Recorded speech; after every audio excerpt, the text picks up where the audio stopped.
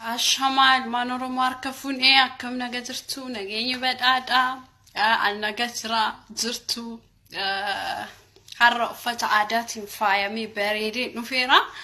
uffata aadaa namni uffatu humdu hin bareeda jedhee waa yaaduuf hin bareede jedhee yaa isinin caalu kin uffadhee dhufeera uffata aadaa keenya aadaa Oromoo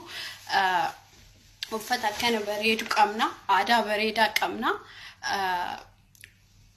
waan isinin jechuu barbaadu ijoollee kaatar duhaa keessa jirtan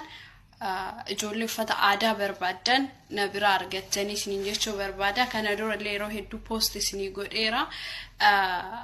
uffata aadaa Oromoo na bira argachuu dandeettanii aadaa keenya waliin haa guddisnu waliin haa jabaannu waliin haa uffannu isinin jechuu barbaadeeti uffata aadaa barbaadan hunduma gosa Oromoo hunduma qaba gosti Oromoo kudha tokko raayyaa walitti amma kudha lama seenneerralee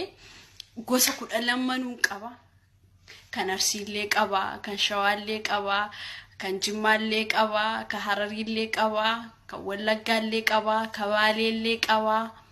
kan Booranaallee qaba kan Gujiillee qaba kan Fantaalleellee qaba Iluu Abbaaborillee qaba gosti Oromoo hedduudha warra maqaan dhofrillee dhiifamana godha hunduma keessanuu isiniin jedha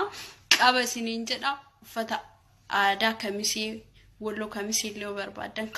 kamisin hajamta hunduu jira faashiniin illee barbaadan dubartiillee dhiiraallee fideera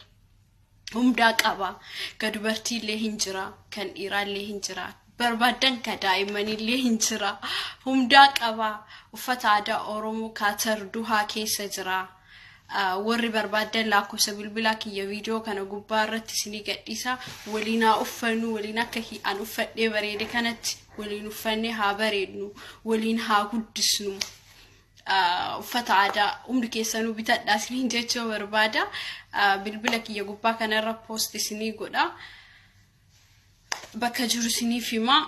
na bilbilaa na dubbisa gizee martuu bilbilli kiyya isiniif banaadha warra uffata bitachuu hajamtan hunda keessanuu bilbila kiyya bilbilaa gosa hundaa qaba kana dura dhiifama naa godha ijoollee dhiiraa dhumeena jalaa ture ammaaf garuu isinii fidee jira kan barbaadan hunduu jira isiniin jedha viidiyoo kanumaan xiqqooma dubbadheen cufuu barbaade galatoomaa koottaa aadaa keenya waliin haa guddisnu ijoolleen kaatar duhaa keessa jirtanii sin jaalladha Oromoo aadaa keenya waliin guddisna isiniif jedhee fidee koottaa isinillee uffadhaa bareedaa nagaan jiraadhaa